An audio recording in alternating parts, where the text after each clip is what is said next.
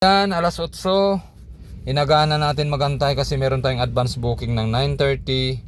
Ayan, nakuha natin kahapon. So, pinunta na natin kagad. Ayan.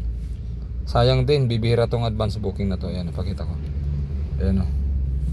Yan, reserve yan o. 9:30, papuntang Terminal 1. Ayan, papunta rito. Mamaya pa magpapasok sa atin yan dito. Magpapop up yan dito, papasok para hatid natin sa Terminal 1. Alright. So dito na tayo sa may compound ng kung saan yung nagbook at pinaparking tayo ng guardia. So antayin na lang natin na mag-pop up and then pupunta na tayo dun sa venue. Di baling mas maaga tayo, wag lang malate kasi pag malate ipapasa sa iba, sayang din, di ba? Napakahirap ng view ng ngayon, booking. Mainit na.